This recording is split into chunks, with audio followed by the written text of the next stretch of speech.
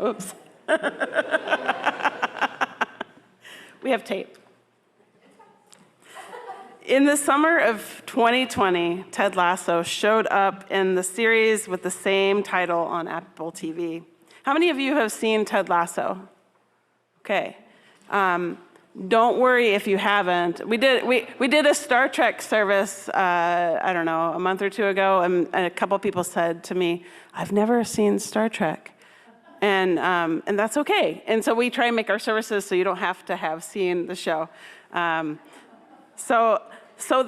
was summer of 2020, and there couldn't have been better timing for a show like this. Remember 2020? COVID-19 was still raging. Politics were frightening. Well, they're still frightening, but the world seemed out of control. And it was a time when people needed some hope, something positive to latch onto. And as a latecomer to this, UC staff had urged me on. Amy and Chris talked about it all the time in our staff meetings. I'm like, okay. And I finally watched it, and I binged it I watched it a whole weekend and just watched it. And it was, I cried, I laughed, and it sounds like something out of a Hallmark commercial, but truly, it's like great literature. A good show can really transport you. And characters, you're when the show's over, you're kind of feel bereft. What happened to my friend that has been walking me through these ideas, and what has been walking me through this joy and hope and belief. So Ted Lasso is a show about this American football coach, and this is American football. And this yokel is hired by an English lady for a top soccer, or football is what it's called in England, not soccer, and it's AFC Richmond to coach. Now, Ted Lasso looks like Ned Flanders from The Simpsons, and he sounds like he's from Kentucky because he is from Kentucky, and he is gonna believe in you and in everybody and himself. And he had no experience, and so he thought they just believed in him, and he was very hopeful.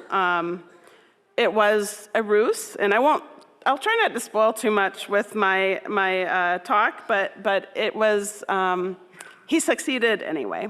And so despite all his downcountry mannerisms, he would be like, well, in Kentucky, we have a barbecue, and this is what we do. And there were Ted Lassoisms, and they became this thing all over the internet, and we'll share a little bit of that today.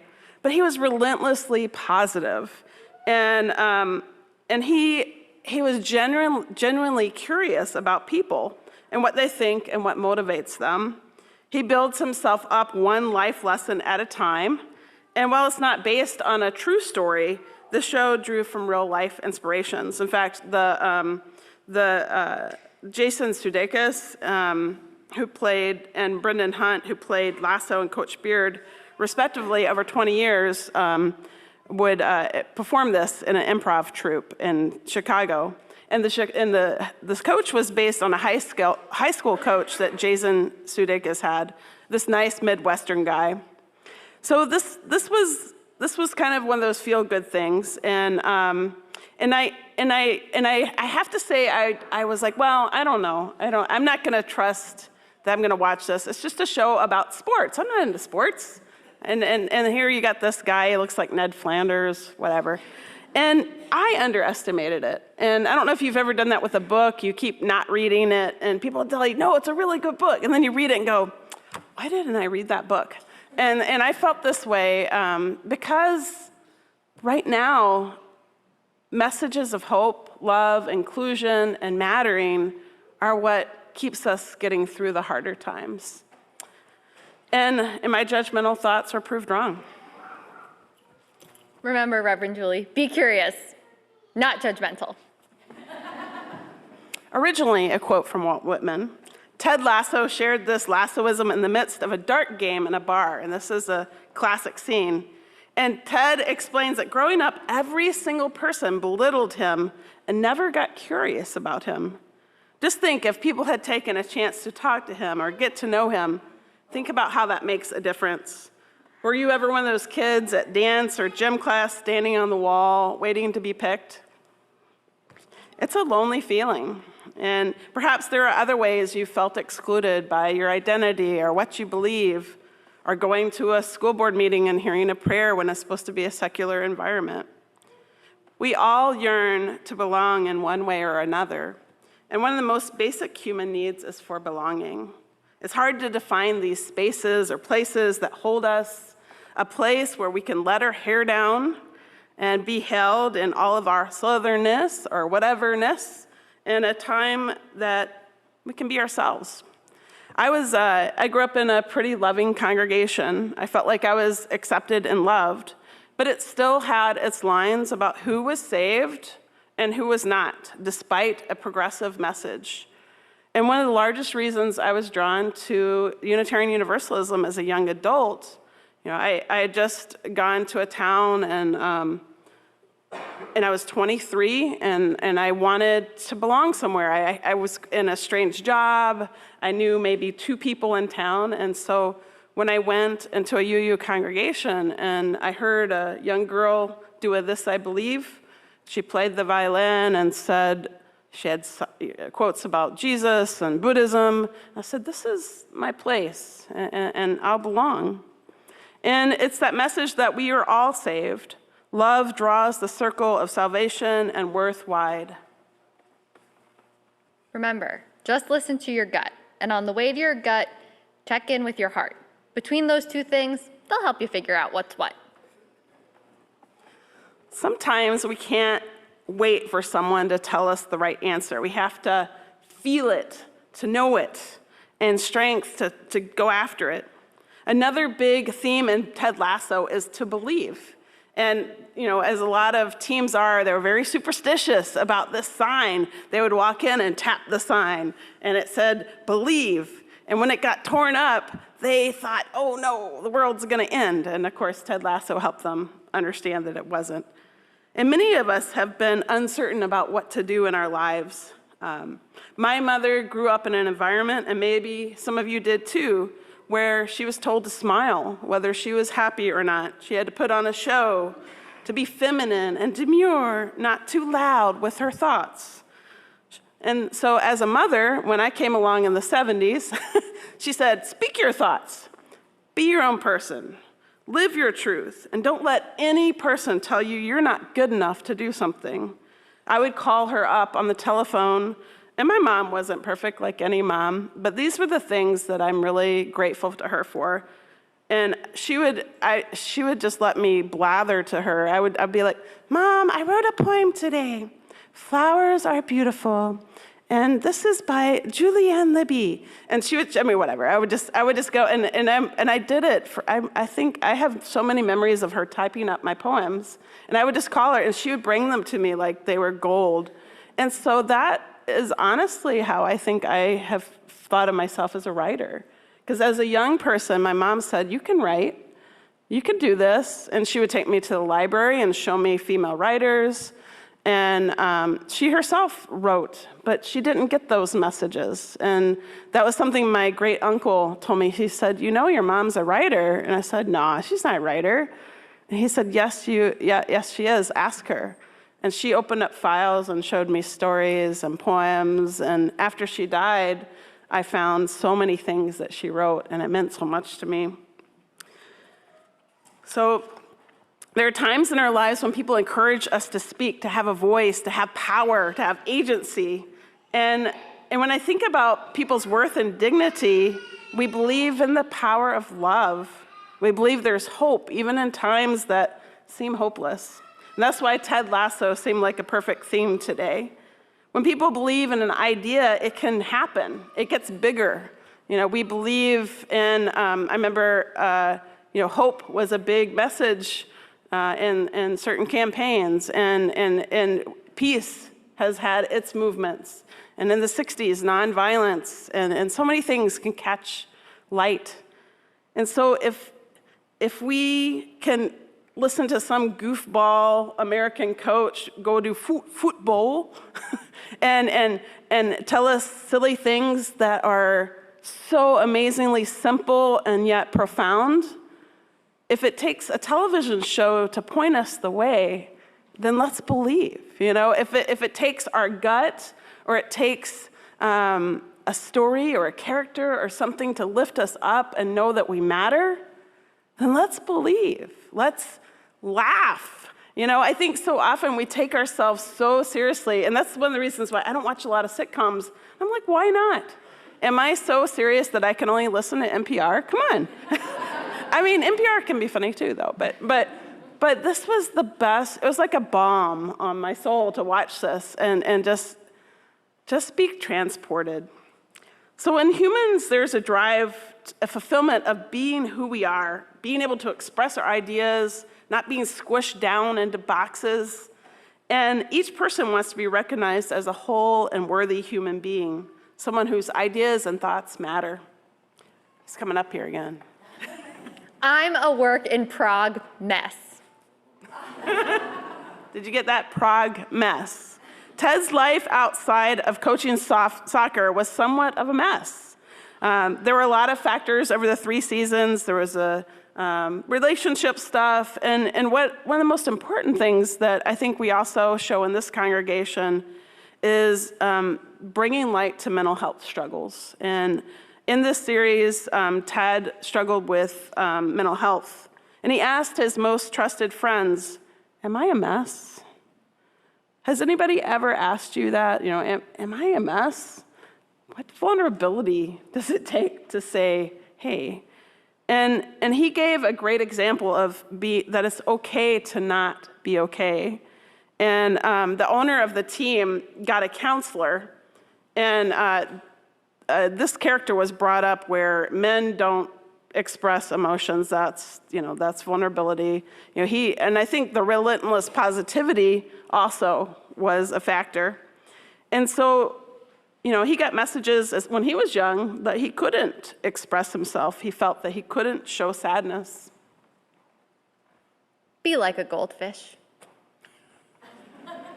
Be like a goldfish and you'll be happy. Why?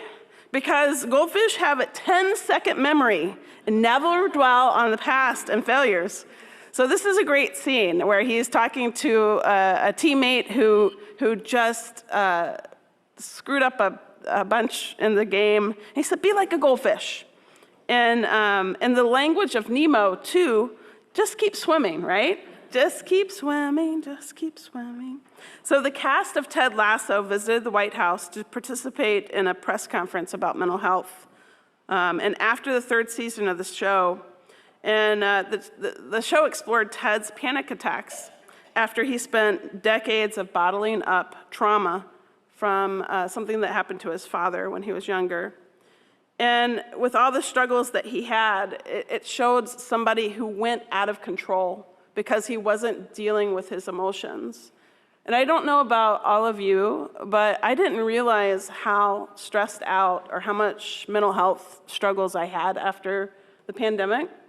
And I talked a little bit about that up here, but I got to the point where it was hard for me to process things. People would ask me questions, and I would just go, and because I was afraid I'd cry or have an inappropriate emotion, I had so much bottled up by coping that I didn't know what to do. And I've talked to many of you too, struggling with anxiety and just all that tenseness of being scared or worried or, trying to get through loneliness. And it is okay to not be okay. And I hope you can feel that here, that if you're having a tough time, we have lay ministers, we have people in coffee hour, we've had people come to service bawling, and there'll be somebody who'll say, come with me, let's talk. And that's the sort of place that I want to be a part of. That's the sort of people that I want to be a part of. And what was cool about this show is that Ted Lasso encouraged that in his hyper-competitive soccer team, or football, I keep saying soccer, I'm sorry, a football team where you would expect that, it's only the best can play, only hyper-competitive, we're going to kick their tail. But he just said, no, if we lose, we lose, but we're gonna win as a team. We're gonna win not because one individual player, they talked about the player that went off and did whatever. He's like, We want to play because as a team we matter to each other. We can trust each other. And that's what I hope we can find here. That's what I hope we can find in our society for civic discourse. I would love our government to work, because we can have basic human decency with one another. I would love our communities to work because of people like Ted Lasso, because of people like you, because we believe that people matter. So this place showed up, and I think about my own grandmother. My grandmother was this proper woman who had ideas about the right way to do things. She had all the proper forks. I think I learned, this is where you put the forks, this is where you put the thing. And now my kids are just like, yeah, forks, yeah.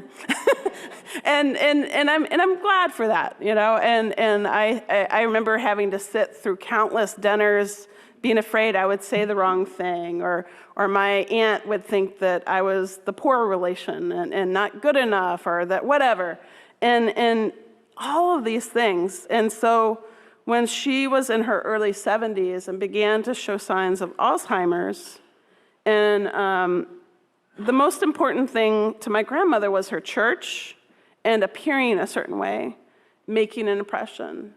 But she got to where she couldn't control how she spoke. She couldn't control how she was, and it terrified her. She was so afraid. And we tried as much as we could to surround her and say, it's okay to not be okay, right? And I think as people age, as people in our lives struggle with that, it is so important that we show up and that we love them as who they are and as who they can be. My aunts and uncles refused to take her to church because she was an embarrassment, supposedly. And it broke her heart. It broke our heart. And when we took her out of this kind of posh southern place called the Manor, so that can tell you something.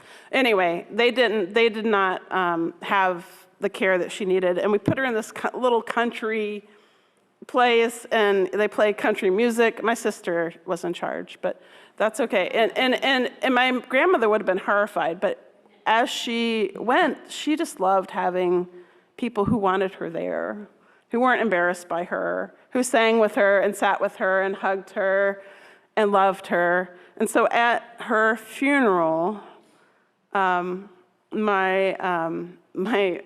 family, who was very proper, was horrified because we had a lady sing from this wonderful country place that watched after my mom. My grandmother, she put a tape player, and she said, I'm going to sing a song to Miriam Carswell. She meant so much to me. And my sister and I were just like, this is great. And everybody just was stone. And she sang something, and she wasn't a professional, but she believed, right? She believed in my grandmother and believed that she mattered. And I just think about what a difference that makes in people's lives. You don't have to be a coach. You don't have to be a counselor. You can just believe in people. Believe in yourself, and it makes a difference. When we look at how we interact with the world around us, we are a part of everything. Our bodies are we're part of this great living biome. I don't know if you've studied, the secret life of trees, how messages go through the soil, how our own biome interacts with other biomes, and how really planet Earth is one entity. It's one football team.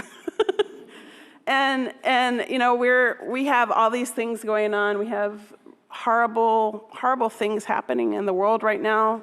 We also have some very beautiful things happening in the world right now.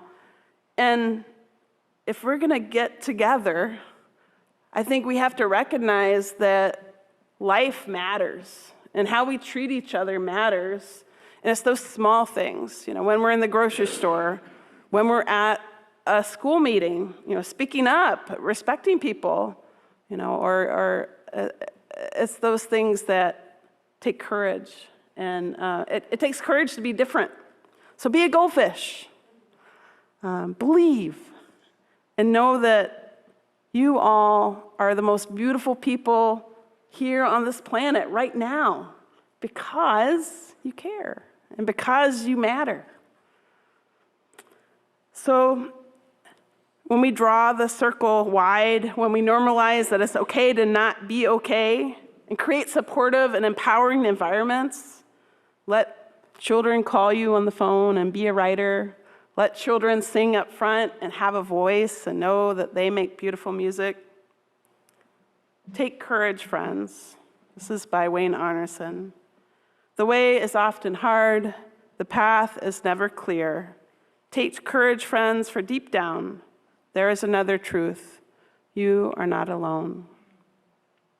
And Alan Jackson, who passed recently, often said to me, he said, Julie, my people at the UUC, at the fellowship, they are my tribe. And they have meant so much to me that they will never know. And they have made a difference in the life of my family and myself. And so that's the power of belief and love. Thank you.